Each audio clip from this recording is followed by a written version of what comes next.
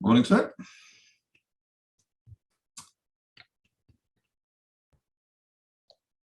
Now, How's good it going? I don't hear you. No, that doesn't mean much. There you go. No, that's working. That's fine. I have to turn up my volume. Hey, was there a meeting of the class this morning? No, it's finished. Oh, okay, yeah, that's why I was wondering. That's fine. I didn't remember whether it was going on or not, and I got there and no one was there. So No. It's just yeah. So I'm thinking about what I learned there, and it's very interesting to see that perspective. That's not the perspective I've been taking, but very interesting. Morning, sir. Every time I go into one of Robert's kind of structured classes, I wind up getting a lot out of it, but generally it's not sort of what I thought. Exactly. Yeah. So yeah, that's kind of the benefit I get from them, is I get to see his kind of natural perspective on how he approaches it algorithmically. So it's not how I would approach it, but that's the whole point of doing the course, is to see how this perspective. Yeah, and I've got to finish up the class, so I'm actually behind on it. So yeah, me too. I haven't done my homework yet. How's it going, Pam? hey, good morning. Morning. How are you guys? Good, very good. Did you both have a chance to read the short story? It wasn't particularly challenging. So I'd read it before. I didn't reread it, but yeah, I actually realized 3/4 of the way through that I had actually read it before myself. So Yeah, I did. yeah. Yeah, what wasn't the ending that I anticipated? Really interesting. Well, in part because it had the senior people at the company there. Right. Yeah. So let's see if Robert joins us. But have any of you read Dawkins at all? the selfish gene, the God delusion, the God delusion, Right. and another one. But yeah, what about it? So at one point he mentions memoids. I don't know if you remember his reference to memoids. Yeah. So yeah, that's very interesting. That's highly relevant. So in Rob, very quickly, in Dawkins' work, he basically claims that memes are replicators in the same way that DNA is a replicator, and that memes need a host in the same way that DNA needs a host. And so we are the host of the memes. And if the memes can take complete control of us and essentially deny us free will and make us their automata, if you will, then you become what is referred to as a memoid. So you could consider that the First and Second World Wars were fought by memoids, basically people who had free will and individual choice gave that up and kind of joined the crowd as a contributing cell to the overarching memes, and got turned into mincemeat as a result. So yeah. So I see a lot of parallels between the book and the First and Second World Wars and nationalism in general, right? This idea of anyway, this gets into altruism, which is what Dawkins is all about. So the origins of altruism. So, but hi Rose, are you there? Sorry, you're muted. Hi, I'm here. My internet is really unstable, so I'm going to stay up. Okay. Yeah. Let's see if Rob joins. Robert. Yeah, so I looked at the Chomsky stuff. I don't understand any of it at all. I don't understand the difference between any of the different factions. So it might be worth digging into. Have you looked at that material at all, Rose? Yeah, a little bit. What? I guess I'm sort of surprised to hear you say you don't understand it. What is the distinction between the three different camps of linguistic thought? So, oh, I guess I wasn't even necessarily trying to oh, there he is. Understand it from that perspective. Oh, okay. I mean, I think it's just the idea that You see the back of your phone. Hey, there it is. Chomsky might found a way to make an argument about the biological basis of a human being that sort of got So away. he's aligned then with McGilchrist's concepts, in your opinion? I mean, I guess I don't think anybody has a single, like everybody has their own view of everything, right? And so I think Chomsky managed to find an argument that sort of believed in a biological basis, but didn't depend upon God for innate abilities, right? Oh. Wow, I didn't read the same thing. Okay, I have to. Okay, maybe I'm wrong. That's what I. No, that's fine. Yeah, okay, let me do some more reading. Hi, Robert. Welcome. You're eating, I can see. You're muted, but. Did we read Chomsky? I thought you read that short story. We did read the short story. Okay. We did. No. I We were just just had waiting for posted you something before we too. started talking about the short story. That's all. So, yeah. So I realized I had read it in the past. I reread it, and I think everyone's kind of read through it. Robert, what are your comments? What's special about this story to you, and what would you like to chat about? Well, in the sense, it's like, I think more broadly, it falls into a class of science fiction where you say, okay, what if we take something that is already present in the world and just make it more ubiquitous? And so as opposed to like, an AI story like her, like the, quote unquote her, where, it's the AI is essentially magical. This is like AI as described, as promised, it's clearly more sophisticated than Alexa, but obviously Alexa is trying to get there. And it's basically more important than the sophistication of the algorithm. It's more that it's plugged into every aspect of one's life, which is clearly what our voice assistants these days are trying to do. And from a perspective, and so for me, what's interesting about this story is from the perspective of agent modeling, it's kind of like, it personifies certain kinds of, or it exemplifies certain kinds of problems that seem clear to me, like one being that the idea of kind of optimizing a utility function is flawed because, I think it's a good story. This is like the algorithm here is doing what it's supposed to do. If you were a software developer on the team behind the algorithm, you would kind of feel, you would be able to sleep at night because that's kind of what you signed on for.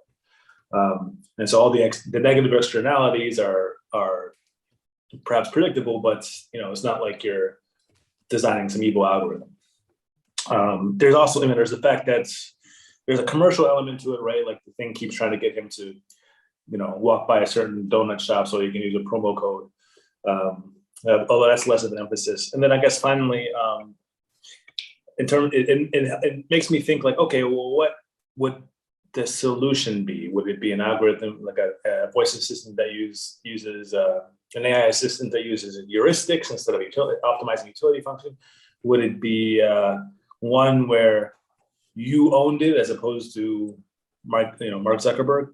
So that's what I thought. There's a lot of fruitful kind of. It's not so. In other words, it's not so far removed from reality that it's speculative, as opposed to,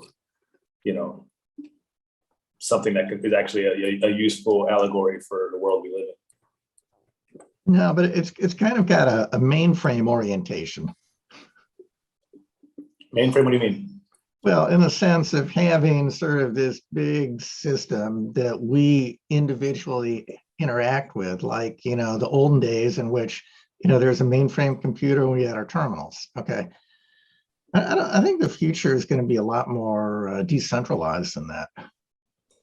So like you were saying, I think essentially we're going to have our AI agents who hopefully work for us, but we'll delegate to them to interact in the broader AI world for us.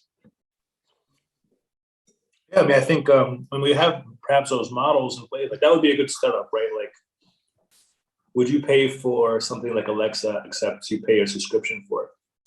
So, maybe there's like, from a machine learning standpoint, there's differential privacy, federated learning, so that it's you know, there's some privacy guarantees. Yeah, I'll sell my data for a price. Yeah. Rob, I pay for that. love that you brought this up because it's a really interesting idea. Really, I feel like ever since I've worked in computer science, there's this constant sort of pull towards, oh, centralized is the way to go, and then it's distributed. Oh, if we centralize some things, we get various economies of scale. And then we find that, oh, but that doesn't actually really work for certain people in certain situations. Yeah. So we need to make these little special cases again. And it's sort of the same thing that happens with government and everything else, right? What's better, a distributed model or a centralized model? Well, and oftentimes the distributed thing gets kind of elevated for some kind of, you know, post techno-anarchist value, right? But not because it's actually useful. An example would be like cryptocurrency. Now, yeah, cryptocurrency it definitely has its uses. So does blockchain technology, but there's a lot of people who were kind of hyping it or excited about it simply because it was decentralized finance. And, you know, at the end of the day, it didn't feel like there was a huge demand for that. And, you know, also if, you know, it's nice to kind of charge back a transaction or call a credit card company when something wrong happens. And, you know, and perhaps the bit of power that you give up in order to be able to have that kind of service is worth it. So like, well, I think cryptocurrency is kind of here to stay, but it certainly didn't disrupt traditional financial institutions like it was promised to.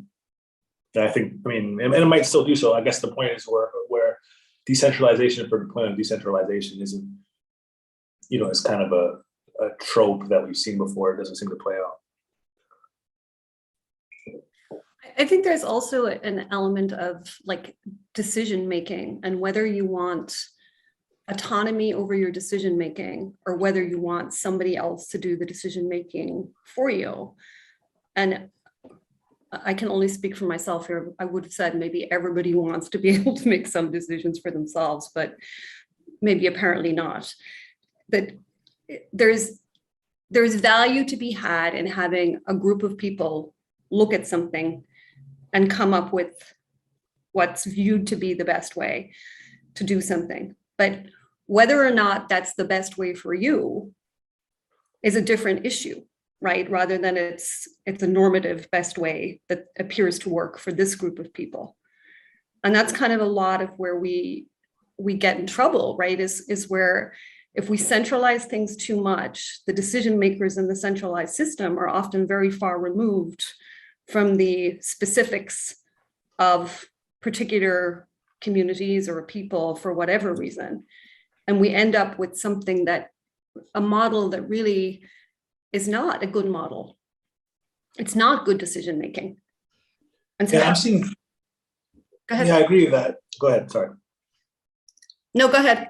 Yeah, I'm seeing two axes evolve here, like one being centralized versus distributed, and the other being kind of outsourcing decision making towards, you know, some kind of algorithm or relying on heuristics, but the heuristics are kind of sourced externally versus making your own decisions. You know, or as David might put it, like system one versus system two, kind of externalizing some of their systems two decisions into a bot allows it to be more system one. Do what the bot says, like driving a car and you just kind of zone out and do whatever Google Maps tells you to do, which my dad is completely incapable of doing. Yeah, so just a couple of points. So one form of okay, so in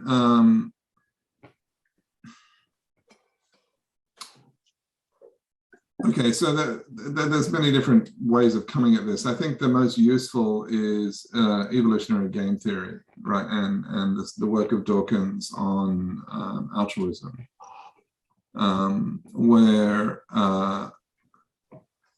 these centralized systems are competing against other centralized systems. And so the one that wins is the one that has the most number of subscribers, and the only way to win that war is to cultivate addiction, right? Is to essentially cultivate your audience so that they cannot change. And this is just the winning strategy in an evolutionary game theory, right? This is nothing personal, nobody's being mean here.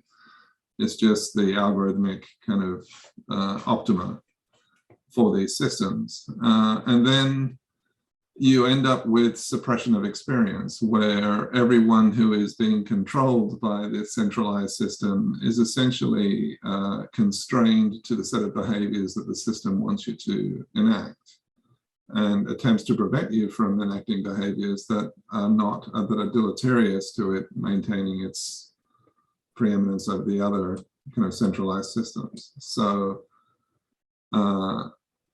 you'll always end up with addiction with centralized systems, where the only way that the systems can compete beyond a certain level is to essentially take control of their constituents and demand their behavioral norms to match the thing. So I disagree.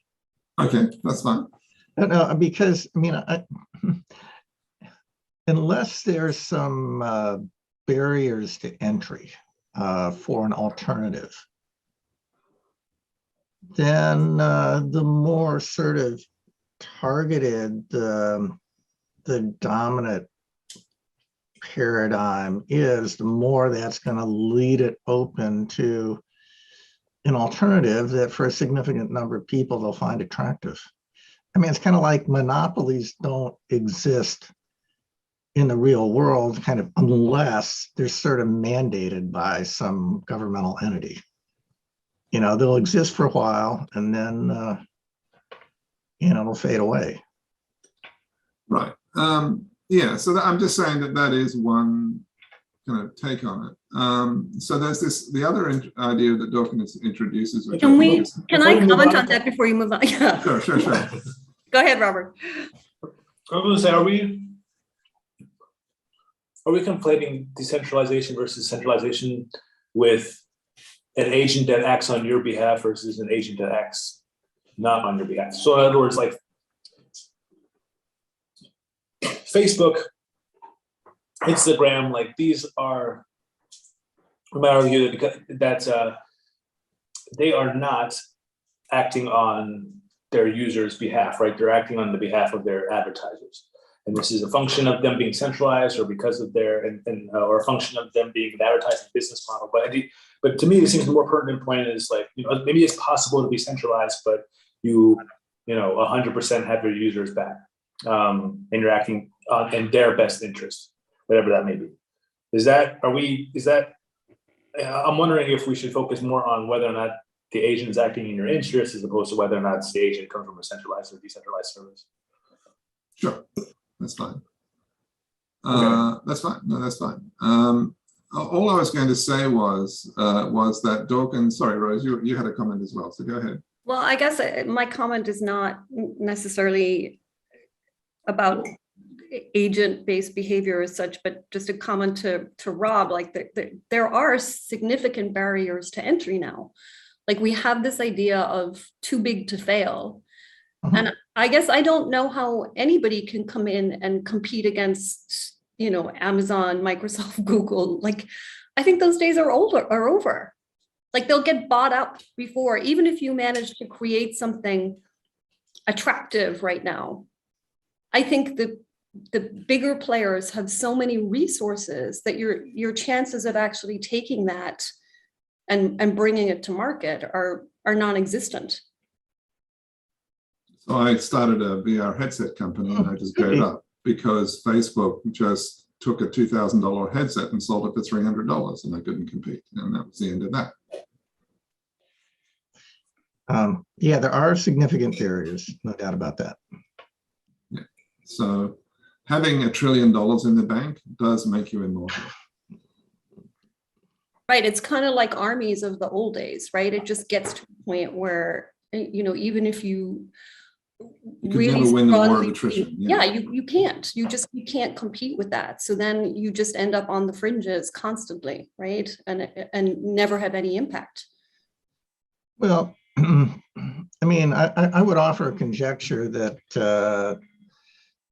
Facebook's market presence is going to be diminished in 5 years. Well, not to keep buying its competitors. Sorry, what? Not to keep buying its competitors, like, you know, WhatsApp and Instagram were competitors. Yep, true. Also, I would predict the other way. Like I would buy Facebook stock now or Meta stock. I think they're going to get bigger and bigger, despite the recent, I guess, being recently on the news in a negative light. I think Yeah, all the that negative metaverse light is a winner. didn't impact the stock price at all. Sorry, As it shouldn't, but they're creating something like that everybody is obvious is going to be coming. Maybe we don't want Facebook to be doing it. We want somebody else to be doing it, but they're ahead of everybody and they're going to win. Sorry, I was imprecise. I should have specified Facebook as sort of, you know, the Social Facebook media. platform, not the company. Fair enough. Yeah, that makes sense. All I was going to mention was that there's this other very interesting concept from Dawkins called an evolutionarily stable strategy. And what that means is that if you can get a market or a system to move into an evolutionary stable strategy, then what it means is that the fact that you're dominant reinforces the fact that you're dominant, right? And so if you can get into this kind of positive feedback loop, you can exist there indefinitely. So we may end up in a situation, if the environment doesn't collapse beneath our feet, where you have Google, Facebook, Microsoft, Apple, Amazon running the world for hundreds of years. That's completely plausible, in my understanding. And now they have more money than governments, so even governments, even the power of legal mechanisms that governments have employed, potentially can't survive the forces of these new organizations. Anyway, I think Schrodinger touches on this too, right? Where he sort of talks about like, you know, we sort of evolve to a place, but then the skills that we have within that place sort of end up reinforcing some of the behaviors, and it becomes a sort of self-feeding system then after that. Like if we think back to the early days of the internet, I don't know that any of us would have predicted where it's ended up. Mm-hmm. Right? Like these were not the things that we were really talking about were going to happen. But now that it's here, it's like things like social media as an idea. Like if you think the way that's changed the way younger people interact on a day-to-day basis, I don't think anybody would have predicted the impact that's had upon social interaction. Yeah, so the benefit I see in agent simulations isn't in runmylife.com. It's in searching for other ways that we could be that are better than this one, and then trying to show that there is a better place. We found it in simulation. And the path to get there is to take these steps. And we could then potentially move from where we are to somewhere, quote unquote, which we believe to be better, i.e. the environment isn't destroyed beneath our feet because 5 companies who don't care about the environment run the world. So that's kind of my attempt at this. Yeah, I mean, I think that's beautiful, but I think history has shown us that there are always going to be people who are going to want to try and make financial benefit for themselves as opposed to improve things for people in general. Mm-hmm. And that's where it gets scary, right? That's kind of where the short story comes in, is it's like, oh, well, if we're using all of this to build a better world, that's great. But then when the utility changes, the utility function changes from trying to make a better world to trying to increase profit for some segment of the population, you end up with something very different, right? Yeah, but so I think that what we're not doing, which concerns me, is we're just kind of hitting play and seeing what happens. Like we're not So there's this wonderful distinction if you persist with the category theory videos. In the first video of the second section, he talks about the difference between this kind of localized view, which is, you know, I'm only serving up one ad, that's all I'm doing, and then I'm serving up another ad, and then, you know, what damage, I'm just showing somebody some crappy picture for 30 seconds. What possible damage could it do? So that's kind of the local view. But then when you sum across all of those, when you do Newton's calculus and you integrate across all of these little things, they can have very profound implications on society and the world in general. And this kind of global view just isn't happening. We're all stuck in the, well, it's only one ad, what could it be? It's only 30 seconds of my life, what do I care? And so we're stuck in this incrementalist view because the only global view that we are aware of is happening in the boardrooms of Amazon, Apple, Microsoft, Facebook, and the others. And their global plan is just to optimize some utility function that increases their profit and nothing else. So nobody's trying to run the world in a positive way. It's just a bunch of individual corporations trying to maximize their own profit, and we just hope that the sum result of a bunch of organizations trying to maximize their own profit will make the world sustaining. I don't have any evidence for that, but apparently that's the belief that we're working under. And then when we see people like China trying to create a kind of general plan, we completely kibosh it and think that they're being evil and doing all the bad things that we should never do. You know, we should forever live in this kind of incrementalist view. I don't know. Should we have a plan? Do we know where we go? Do we care? A 5-year plan, a 10 or 50-year plan? Well, beyond the next ad. How about that? Not beyond the next what? Ad. Oh. Well, what would the objective function look like? How There's about no such diversity? Sorry, Rose, go ahead. There's no such thing. There Yeah, is no speaking of objective Chinese, function. Well, the objective of the function of the Chinese is global. I mean, they have a belief in their nation, and it's kind of rightful place of dominance. You know, I think in Western societies, people aren't, at least recent generations don't have that sort of you know, Pax Romana kind of style of thinking. And, you know, best we think of is GDP growth, because that it keeps people living well and wealthy. We find status quo. I'm not quite able to hear you, Robert. Sorry. Sorry. I was just saying how the Chinese have, you mentioned the Chinese have a different view of history than we do in the West. You know, they think of it as cyclical, and we think of it as, you know, they think of, you know, within the next 50 years, China kind of reasserting its rightful position as the dominant culture in society on the planet. And people believe in that, much as people in other places believe in religion. In the West, I mean, I think the objective function is really just kind of perpetual growth, right? And that's that seems to be kind of like more of a musical chairs kind of thing, right? Like everything is kind of based on growth, and therefore.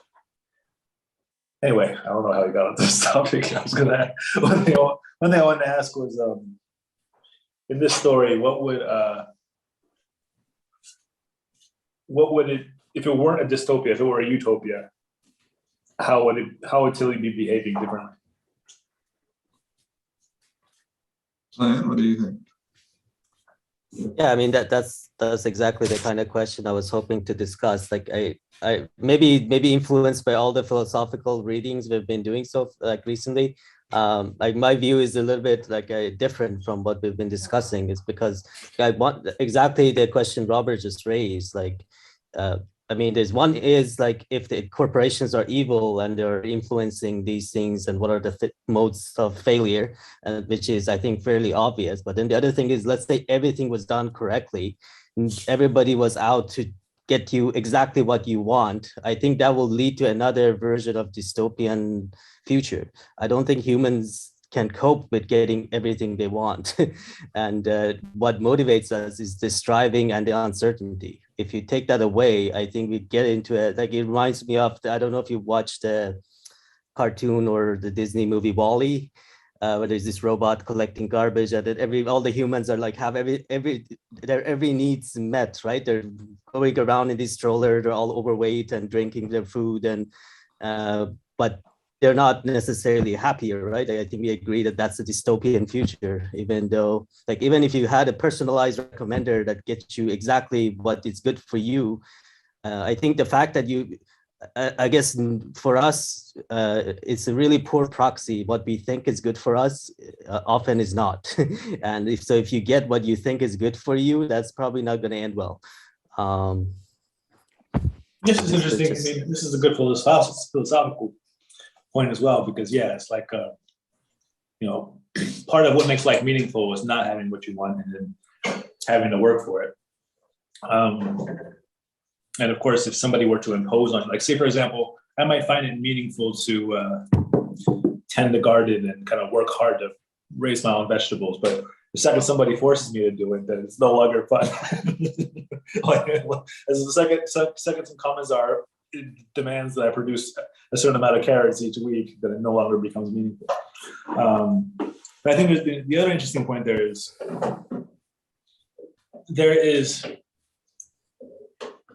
say, for example, in the story, Tilly kind of has them kind of go by a Jamba Juice or whatever they get, like with a promo code or something like that.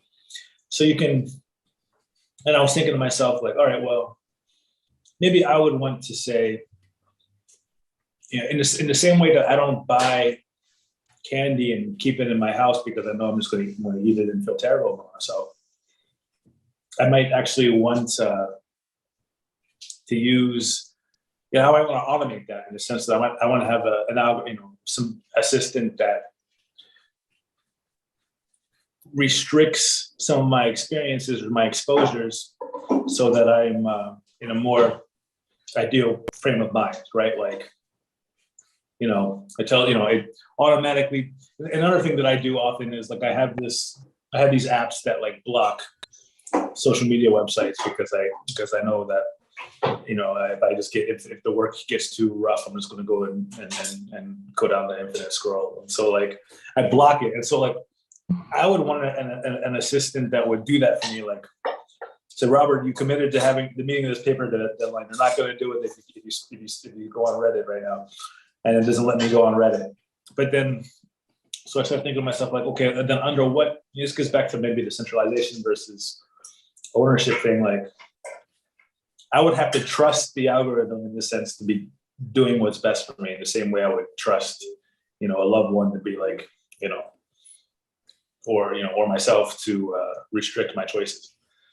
And so that also kind of implies, I think that's perfectly fine, but I would also, like, I want to question the whole, I think our obsession with optimization is also something that's recent in history, right? It's a very Western view of everything, and it's not necessarily the best way to go forward.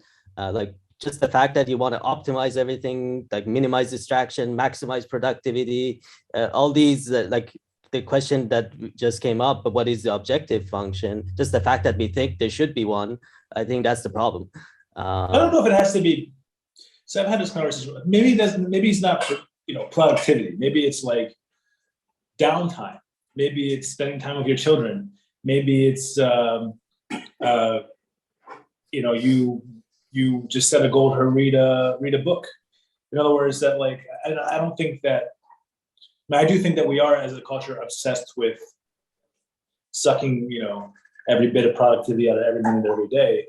But I don't think it needs to be that way. I think that, for example, maybe Tilly says, turns off all your lights and says, why don't you meditate for 45 minutes and then we'll do something because you set a goal to be more mindful and to I guess that's the role religion meant to fulfill before, right? Like it tells you exactly what to do, or you go to hell. That's the that's why they equivalent of blocking your social media. Like you go to hell if you go to Reddit, right? Well, there's the fear, and then there's and the desire for kind of eternal gratification, but there's also just the more effective two, I would argue, in religion is ritual, liturgy, right? Like they know that like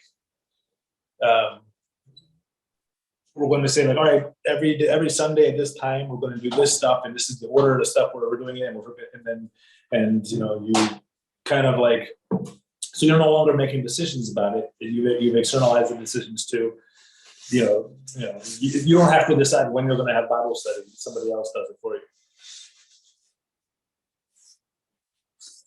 And most of us have lived within those religious frameworks up until the modern era, pretty much all of our lives, right? Up until the Renaissance, and that was life, right? You came to church on Sunday, or we burn you on a stick. Take a choice. So that exists in Afghanistan right now.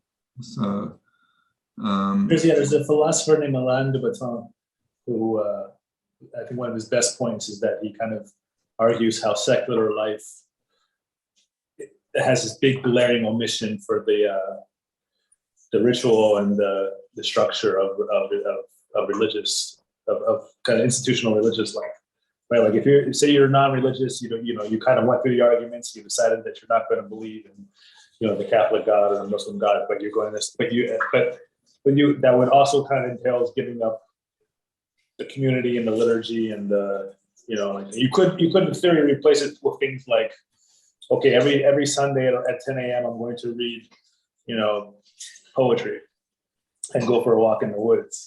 But that would have to be of your own initiative as opposed to having somebody else kind of design it for you. That's the self-cultivation, right? And that's the piece of the hardship that becomes part of the value, right? Like I think it comes down to, would you trust anyone else to make every decision for you? I can't think of a single person I know that I would trust to make decisions for me, right? I want people to make my own decisions. What about you? Would you trust you?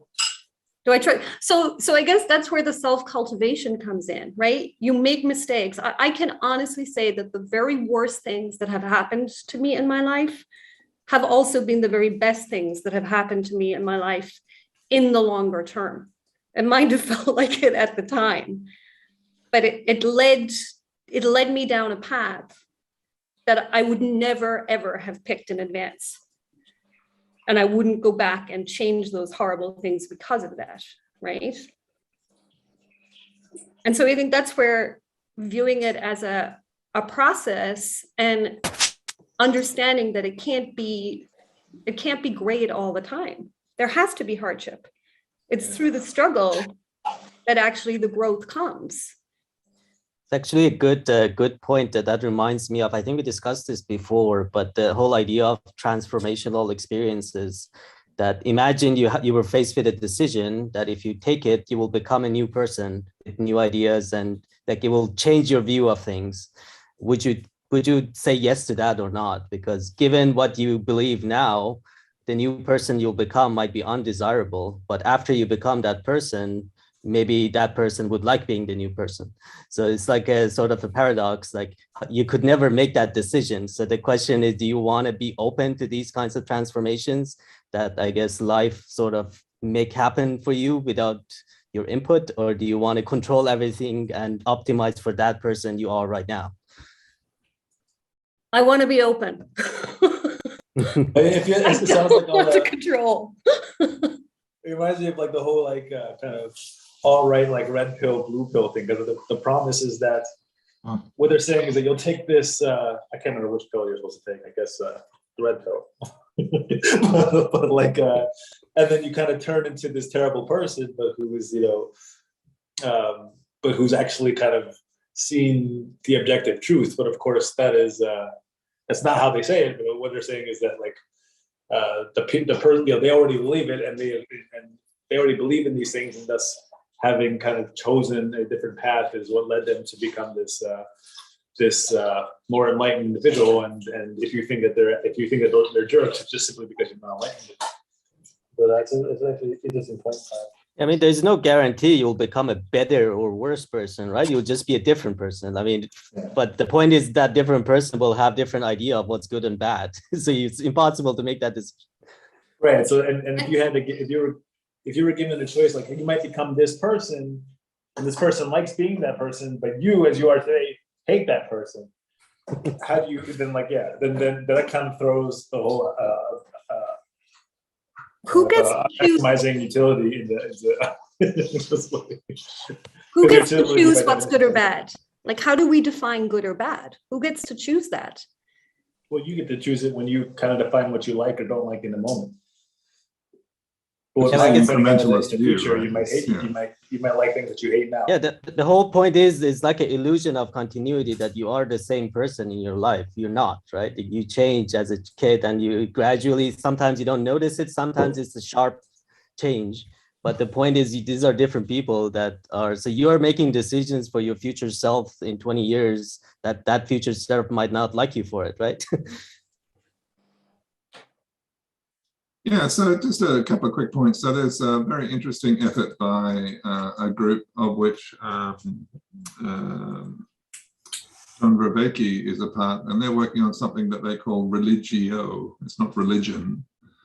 And essentially what they're trying to do is they're trying to cultivate a set of wisdom practices that essentially achieve the same ends as religion has in the past, in that they give you these different perspectives and the sense of community and coming together and being part of something bigger without all the other religious accoutrements that come with it.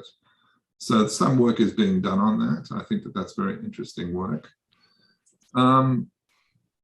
So what would the ultimate Tilly for me would be the one that would lead me away from where I am to new experience, so that I would be constantly challenged. I wouldn't be stuck in a rut and just be clock watching, right? If I find that I'm in a situation where I'm just clock watching, that's a waste of my life. But if Tilly was able to guide me to new experiences and to new insights, and to essentially give me access, not spoon feeding me, but essentially leading me to the viewpoint from which I could see wisdom, and I can pick that wisdom up that is shown to me or not, then I would say that Tilly is doing something good. If Tilly is trying to sell me a Mars bar, I don't think it's good.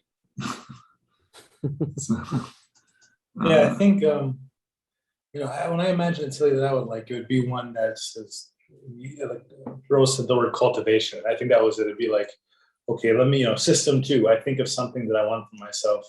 Now I want to kind of automate it and create a bunch of processes that make it so that, for example, I practice language every day, or I sit down for 30 minutes every day, or to read or to meditate or something like that, and whilst avoiding temptations that I know I'm going to regret later, and I do acknowledge, I think Rose has a good point in the sense that a lot of the most difficult times in my life have been instrumental in like shaping the parts of myself today that I like.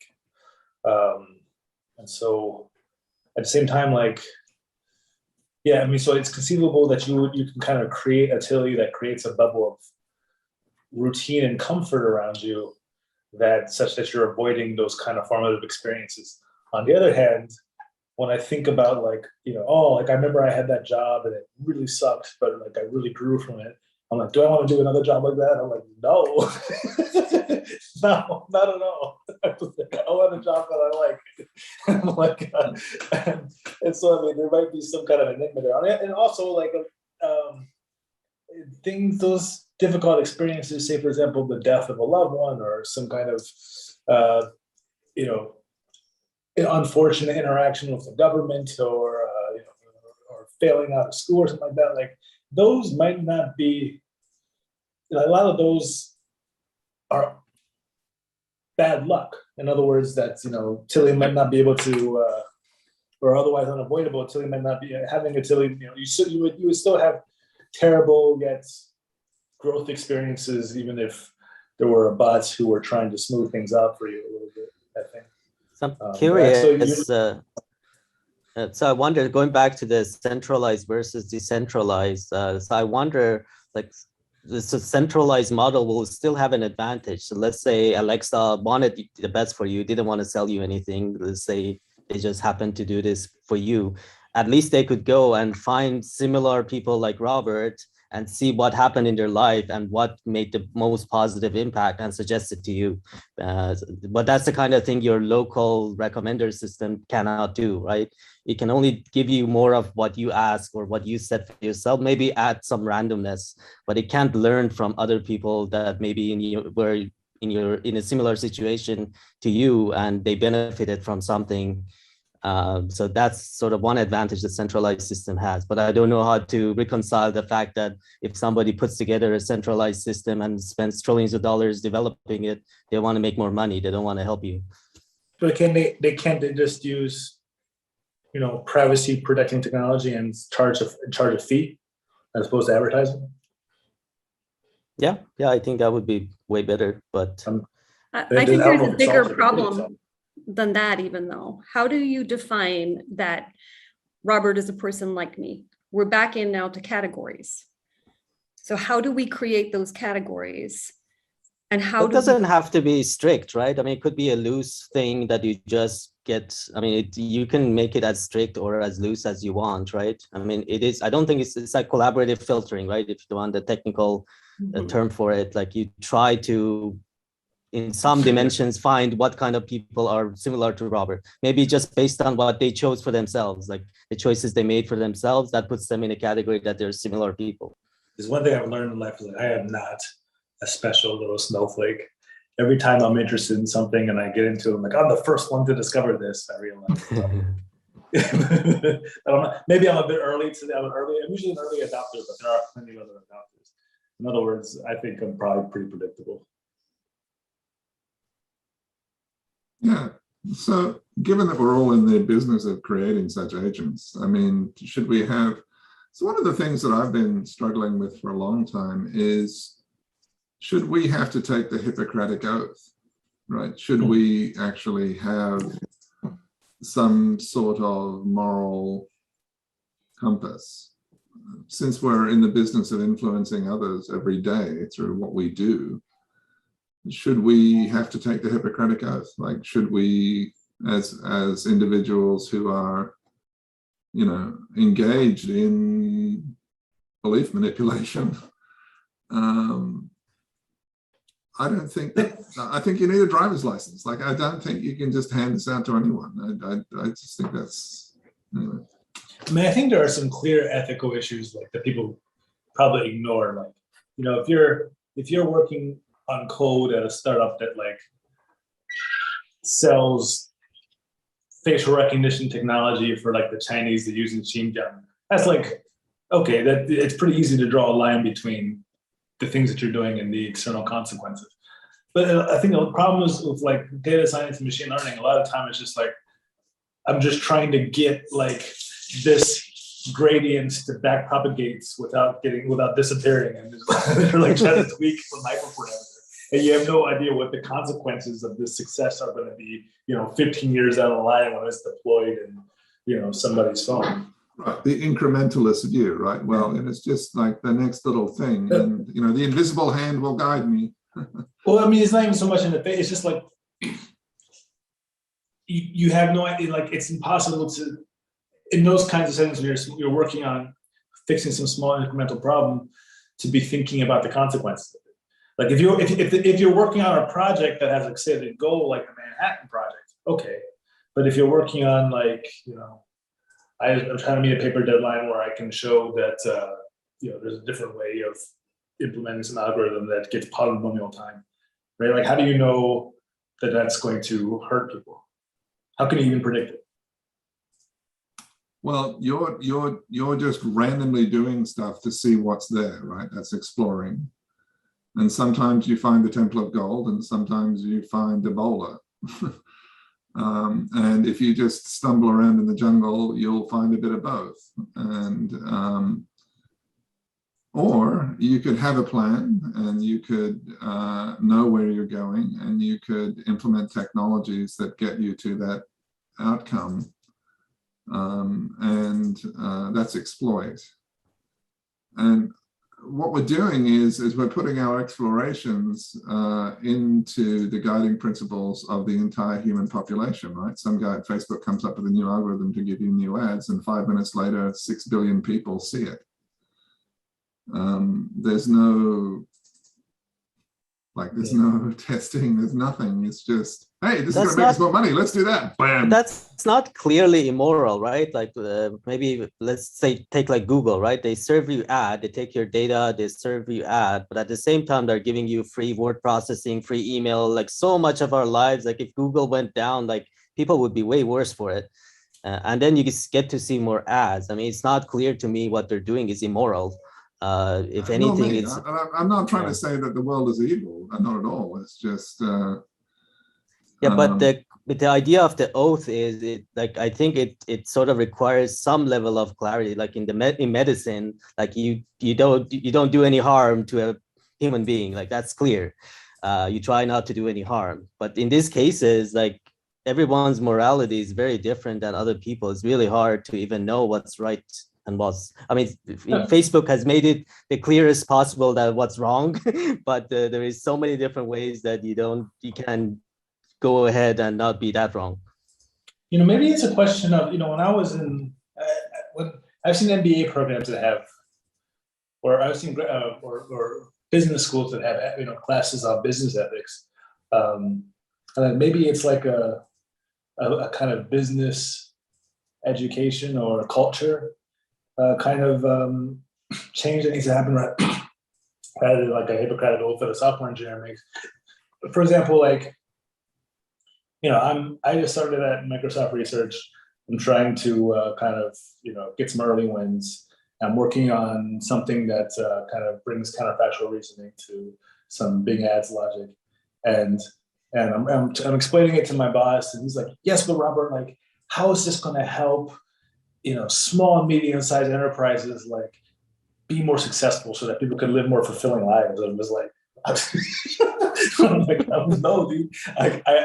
We have the conversation, and it forces me to articulate it in those terms, and it feels a bit performative. I'll granted, but because I literally haven't gotten the algorithm to work, much less, you know, I haven't started to think about saving people's, you know, lifestyles and all that. But like, but the very fact that, you know, he had a choice as my manager to force me to focus on those kinds of positive externalities as part at a very early stage in the research, and he could have had me focus on something else. He could have said like, "Well, how's this going to make more money for Bing ads or something like that?" And you know, clearly it can't lose money for Bing ads, but yeah, I mean, you know, that was a management choice that he's making, and perhaps you know, and granted, he's also, as a person in a research organization, he's not as, you know, incentivized by bottom line improvements as people in the product organization, but still,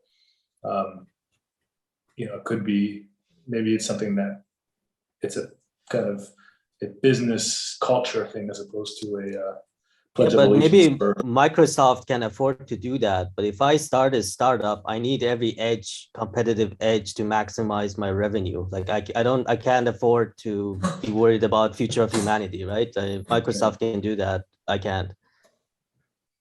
Can I make a point about the future of humanity too? I feel like that's a very dangerous path to go down, because you have no way of understanding that. Like you're working on this one little thing right now. You don't even understand really if that one little thing is going to work out. And then going from that to making leaps about how it's going to work, how it's going to scale, and that's how it's going to impact humanity in general. I mean, there's incredible hubris in that whole idea.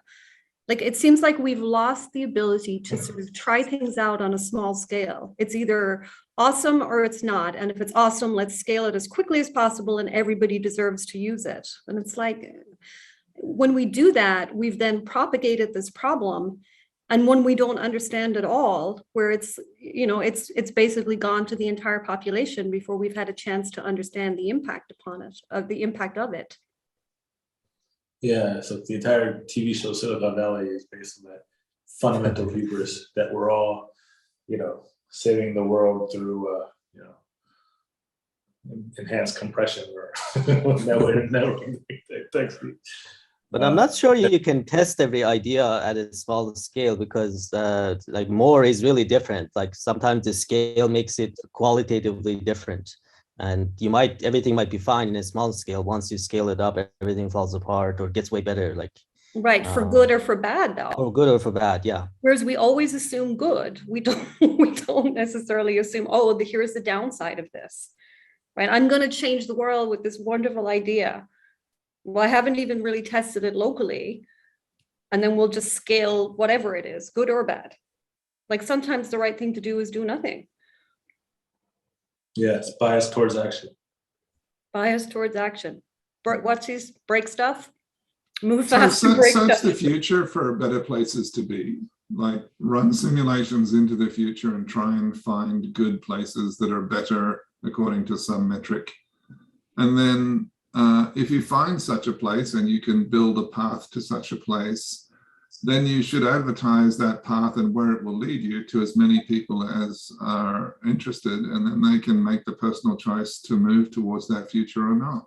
All you've done is you've provided a path forward that has, according to the best simulation that we can do, some outcome that we think is better.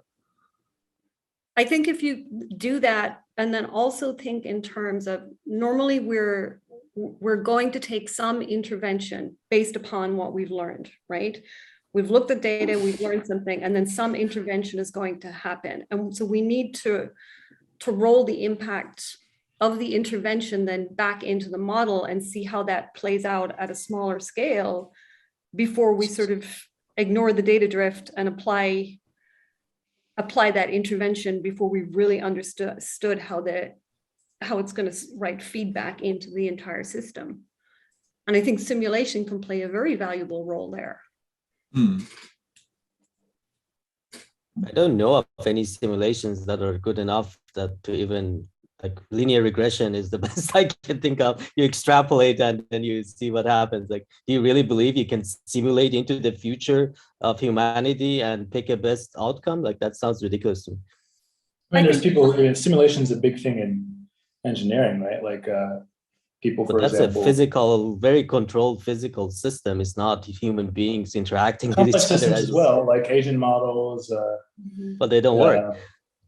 Well, yeah, sure. I mean, I think they can start to show us some of the strange stuff that can happen.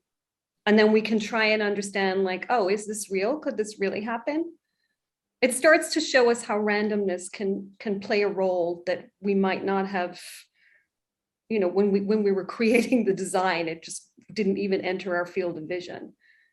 And so it's useful from that perspective. I'm not saying we can, you know, we can project things out 10 years into the future for the entire of humanity. I mean, if we do it on a smaller scale, I think we'll already learn a ton at very short time frames in small populations that would make us think twice about, oh, should we really be scaling this? So a friend of mine calls that Batman planning. So Batman, he goes into his bat cave and he uses his bat computer to like simulate all kinds of bad scenarios, like, you know, what if Superman turned evil or something like that, and then like kind of plays them out and then prepares for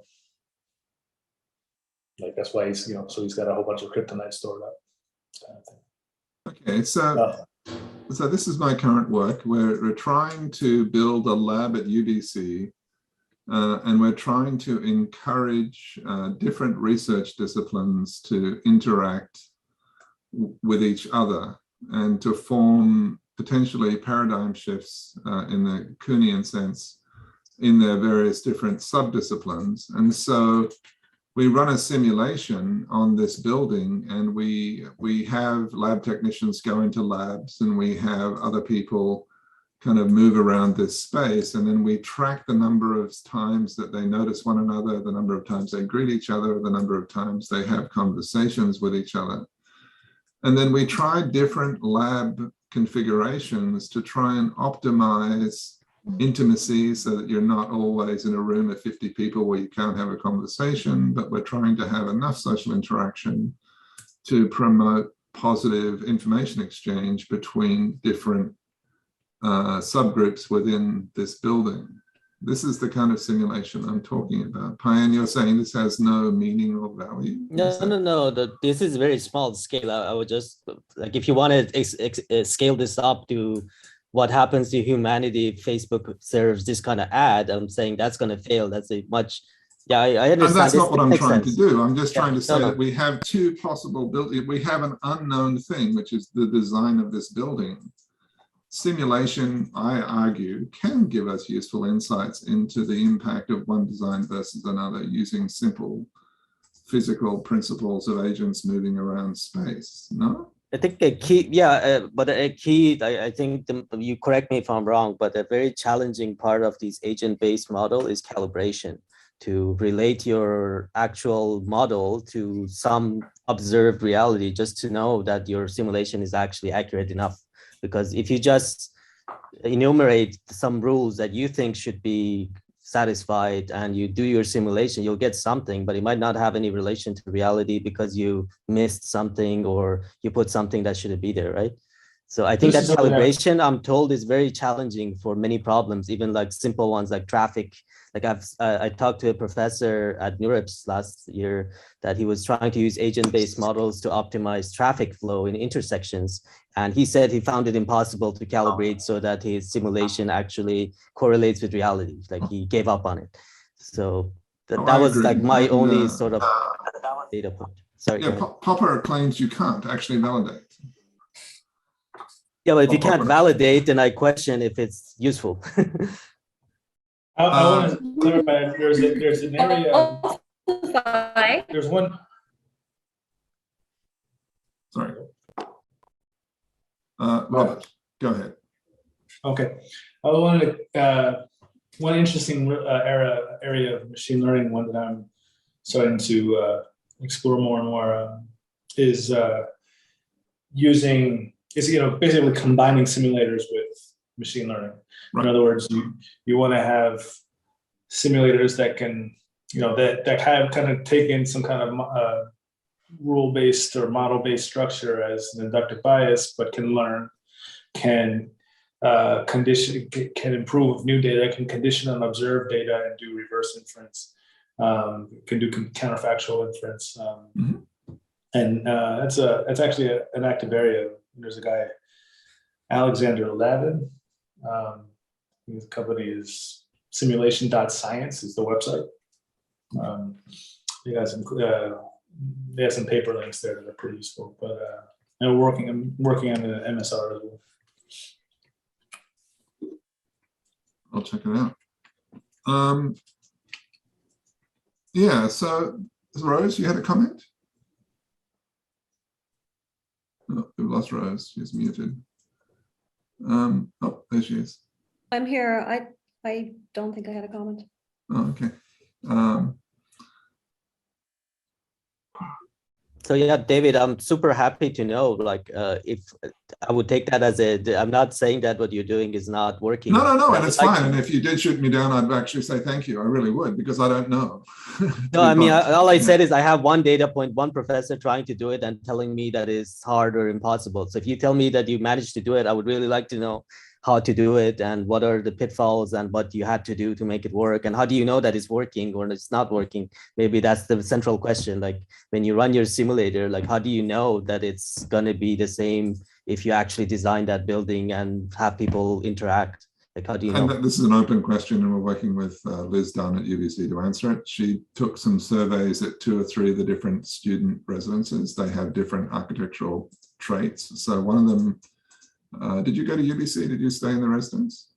I didn't stay in the residence, but did you visit people in Orchard Commons? And okay, yeah. So we've got the complete architectural models of all the different Orchard Commons and other buildings, and we have surveys from the students as to whether they felt that it was a social environment or not. And we're trying to empirically match the survey results that we're getting from the students with the results of the simulation. That's weak, I'll be the first to admit. The other approach that we're taking is we're taking the results of the simulator, which is, I can show it to you. Let me do that.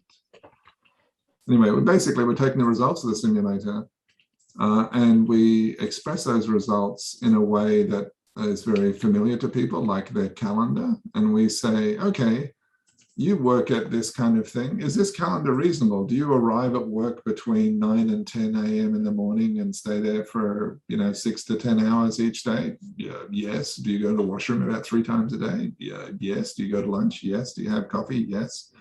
And so if we can produce plausible characterizations of behavior that you can look at and say, that could be my day, that is plausible, then that's as far as we've gotten. I'm not saying these are great, but that's what we have. So, and I'm always interested in criticism of my work, and I take it very seriously, and I'm very thankful for it, because it's very easy just to greenwash it all, which I'm guilty of myself. So, yeah.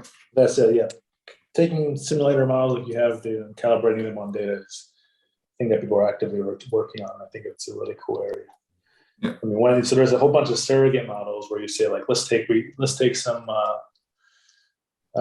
say, I don't know, simulator of, could be a complex process or like a social process, or a physics process like turbulence. Kind of use neural networks to kind of approximate them, but put some kind of structure in the model or in the loss function in a training process, something like that, such that it's able to continue to learn with new data, but there's an inductive bias towards the physics that it's already learned from the simulator. That's people are working on that. It's obviously hard, but I think we talked about this before, like at the 2 extreme scales of very few people interacting to like billions of people interacting, it's a lot easier. Like where you are simulating with like hundreds of people, that's very challenging.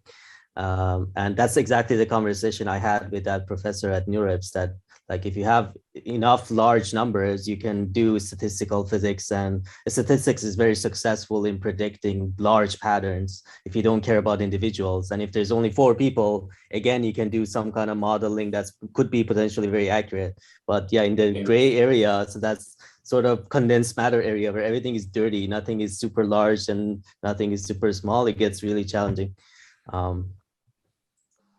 But that's cool. Yeah, I look forward to hearing how you make progress. I would love, like, if you make any breakthrough, I would love to hear about it. Yeah, I'm more optimistic on David's approach. I mean, in general, I think it is possible to set reasonable parameters on simulations to make them generate results that are interesting and useful. Is it going to be perfect? Nah. No. Is it going to be better than sort of saying, I mean, I don't know what the traffic flow problems the guy was working on, but I can probably see creating experiments or even real life ones in which you could try and test your models. You could capture information, see how they're working. I mean, one of the interesting experiences I had in traffic flow was living in Melbourne, excuse me. Melbourne. Yeah. Well, folks there call it Melbourne, B-U-N. Melbourne. Yeah, M-E-L''B-N. Okay. But they had the traffic designed so that if you didn't accelerate too quickly and maintained a constant speed, you would hit the green lights. And people eventually figured this out. And what it meant was that the traffic throughput was a lot higher, and sort of the rate of acceleration and deceleration was also a lot lower.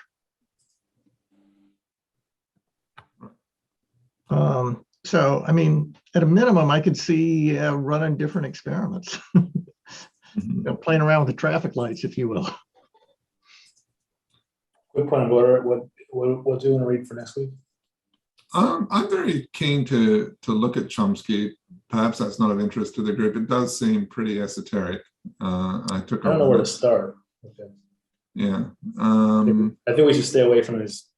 I think we should focus on his theory of linguistics and cognition. Okay. Have you read Chomsky, Paya? A little bit. I mean, I've read his manufacturing consent. I haven't read anything about his linguistic work. So manufacturing consent is a political piece? I haven't read it. Yeah, it's a political piece. Yeah, he's as well. He's as known for his political views as he is for his. I mean, they're interesting political views. I didn't even know he was a linguist. Yeah. Oh, you didn't even know he was a linguist. Oh, okay. Yeah. So that was one area. What else could we look at? So, Payan, I read the books that you recommended, and I would highly recommend them to the group. The two that you recommended that I've been chewing on are Kuhn, which I thought was amazing, and Boltzmann's Atom. Has anyone else here read Kuhn? Which one? What is it? The Structure of Scientific Revolutions. Yeah, a long time ago. A long time ago. Yeah, I started. I remember starting. I think I finished it.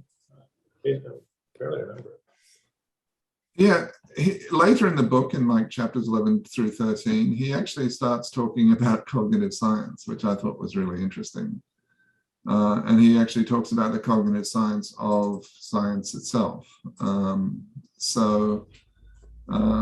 I might hunt around and see if I can find an abbreviated version of that, or perhaps we could take a run at the book. It's very digestible. That there's an audible version of it that's not very well read, but it's a digestible book. And I think that it's once again highly related to the activities of this particular group, and we should take what he's saying quite seriously. Would that be of interest? I don't see myself making progress on a book. I've got too much. You don't see yourself making progress. Fair enough. That's fine. Okay. Well, I might strategize then a little bit with Rose and see if we can find a pathway into potentially some of the more linguistic elements with maybe not specifically Chomsky, but generally trying to investigate that realm a little bit. I'm quite weak on the linguistic side. I'll be the first to admit. There's also an Encyclopedia of Philosophy page on Thomas Kuhn. I mean, that's also an option. Oh, okay, there we go. Let's look at that. Here's a page on linguistics. Where's the zoom in this thing? See those in chat. Here it is, pasting it now.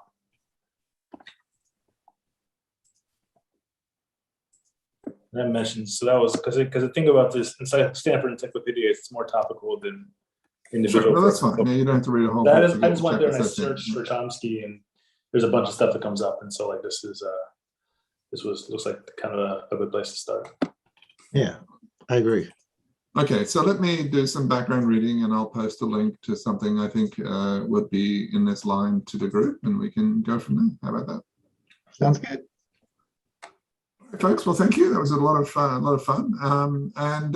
The books that I'd love to cover, unfortunately, aren't short stories, but they're really interesting books. The one I'd most like to cover with you guys is Anathem by Neil Stephenson. I think that is a truly remarkable book. What's that book about again? It's about the incanters and the rhetors. It's about the ability to essentially look into counterfactual futures and move into the one that's best for you. And it's also about reinterpreting the past so that you can create a trajectory that will take you into a different future than the one that you might go into if you remember the past differently. So, I mean, I think I have enough. I'm hit or miss with Neil Stephenson. Like, oh, his later books are appallingly bad. Like, read me and so stuff like is not that. Just crap. Like, I read The Diamond Age like 3 times, and then I tried reading the one about going to Eve or whatever. I was like, this is a yeah, no, that's when he started going downhill. Yeah, his best book, in my opinion, is Anathem. Okay, that's the Yeah. one I haven't read. So if you guys want me to, Sorry, Go ahead, Rose. We're not hearing you. sorry, my internet is really unstable. Can you repeat what you're talking about? Oh, sorry. We're talking about Neil Stephenson's book, Anathem. That reminded me of, I thought for a second you said Anthem by Ayn Rand. It's wow, that's a very different direction we're going to go. we're going in a different direction. We should read it next to Chomsky. That's a very long book, and I don't expect you to read it anytime soon. But if any of you make it to the end, I'd love to chat with you about it. I think it's a fascinating read. So, all right, folks, I'll do some homework and post something. Sounds good. All right. Sounds Thanks, good. everybody. Bye. Thank you.